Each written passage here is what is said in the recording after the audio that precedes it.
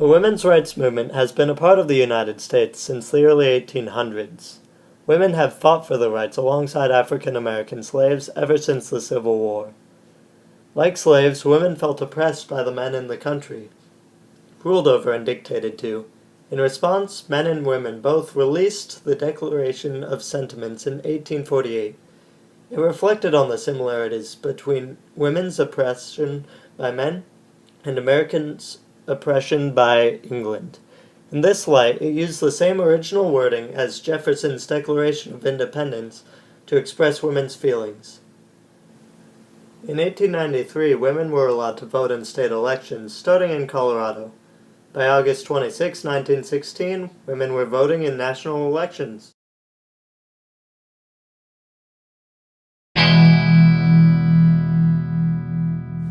Margaret Sanger created the first birth control clinic in New York by 1916. This would lead to the abortion debate. By 1973, women were legally allowed to abort unborn children by the third trimester. The main focus today is on abortion. Ethical questions that spring up are like, is it right? Is the baby considered to be alive yet? Why is abortion necessary? Abortion is limited to the first 2 trimesters, and only if the woman is committed to doing so. Although the Supreme Court did not want to be involved in such a static political and moral debate such as abortion, it was deemed necessary when they first took up the case Roe v. Wade. In this landmark decision in 1973, women were legally protected by their human rights to decide whether or not to have an abortion. This decision stunned many bystanders that were thrown into a flurry by the court's decisions. Nonetheless, the court stuck with their decision when all other cases dealing with abortion had been decided. In the same day as Roe v. Wade, the Doe v. Bolton case argued that doctors could determine if an abortion was necessary based on the health of women. They decided that, in the case of psychological and physical health, women were indeed allowed to have an abortion. They left it open, however, to the individual doctor to decide if he or she agreed with the operation. Unlike most Supreme Court discussions, the abortion debates have survived the longest. As one of the most controversial topics in the United States, one would expect as much. While slavery debates only lasted a decade or two, the debates over abortion have lasted for nearly half a century.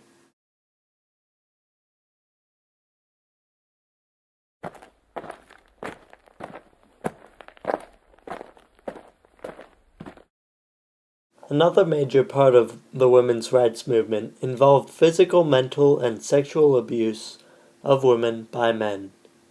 The Violence Against Women Act punished any man for abusing women physically and sexually, which was a common practice at home and in the workplace. The Supreme Court was quick to jump in on this debate when it arose. In 1986, the Meritor Savings Bank versus Stinson case punished sexual harassment by employers, employees, and yes, even husbands. Not only was the decision taken well by most citizens, it was widely accepted and practiced from there on out.